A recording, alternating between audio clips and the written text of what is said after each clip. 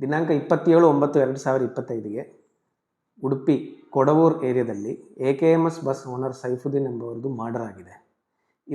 ಇದಕ್ಕೆ ಸಂಬಂಧಪಟ್ಟ ಹಾಗೆ ಮಲ್ಪೆ ಪೊಲೀಸ್ ಠಾಣೆಯಲ್ಲಿ ಒಂದು ಪ್ರಕರಣವೂ ದಾಖಲಾಗಿದೆ.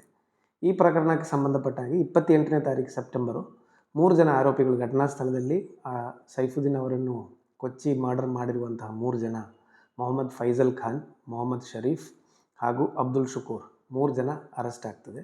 ಅದ ನಂತರ ಮತ್ತೆ ಫರ್ದರ್ ಇನ್ವೆಸ್ಟಿಗೇಷನಲ್ಲಿ ರಿದಾ ಶಬಾನ ಎಂಬವರು ಅರೆಸ್ಟ್ ಆಗ್ತಾರೆ 4 ಅಕ್ಟೋಬರಿಗೆ. ತದನಂತರ ಫರ್ದರ್ ಇನ್ವೆಸ್ಟಿಗೇಷನಲ್ಲಿ ಮೊಹಮ್ಮದ್ ಸಿಯಾನ್ ಎಂಬವರು ಅರೆಸ್ಟ್ ಆಗ್ತಾರೆ 15 ಡಿಸೆಂಬರಿಗೆ ಆಗಿರುವಂಥದ್ದು. ಈ ಪ್ರಕರಣವನ್ನು ಮತ್ತೆ ತನಿಖೆ ಮಾಡಿದಾಗ ಇದರಲ್ಲಿ ಒಬ್ಬ ಪ್ರಮುಖ ಆರೋಪಿ ಫಾರಿನ್ ಕಂಟ್ರಿಯಲ್ಲಿ ಹೋಗಿ ತಲೆ ಮರೆಸ್ಕೊಂಡಿದ್ದಾರೆ ಅಂತ ವಿಷಯನೂ ನಮಗೆ ಈ ಪ್ರಕರಣದಲ್ಲಿ ಗೊತ್ತಾಗಿದೆ. ನಾವು ಇವರದೆಲ್ಲ ಕ್ರಿಮಿನಲ್ ಹಿನ್ನೆಲೆಯನ್ನು ಪರಿಶೀಲಿಸಿದಾಗ ಈ ಆರೋಪಿಗಳು ಯಾರಿದ್ದಾರೆ ಅವರಿಗೆ 2ಕ್ಕಿಂತ ಜಾಸ್ತಿ ಕೇಸ್ಗಳು ಕಳೆದ 10 ವರ್ಷದಲ್ಲಿ ಇದೆ ಅಂತ ಗೊತ್ತಾಗಿದೆ. ಅದು ಘೋರ ಅಪರಾಧಗಳಲ್ಲಿ ಅವರು ತೊಡಗಿಸ್ಕೊಂಡಿದ್ದಾರೆ ಅಂತ ನಮಗೆ ಗೊತ್ತಾಗಿದೆ. ಈ ಹಿನ್ನೆಲೆಯಲ್ಲಿ ಈ ಪ್ರಕರಣದಲ್ಲಿ ಇರುವಂಥ ಆರೋಪಿಗಳೆಲ್ಲರ ಮೇಲೆ section 3 of Karnataka control of organised crime act KCOCA ಆ್ಯಕ್ಟನ್ನು ನಾವು ಇನ್ವೋಕ್ ಮಾಡಲಾಗಿದೆ.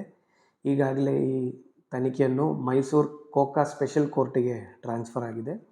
ತನಿಖೆಯನ್ನು 90 ದಿನದಿಂದ 180 ದಿನ ಇನ್ವೆಸ್ಟಿಗೇಷನ್ಗೆ ಎಕ್ಸ್ಟೆನ್ಷನ್ ಅಪ್ರೂವಲ್ ಆಗಿದೆ.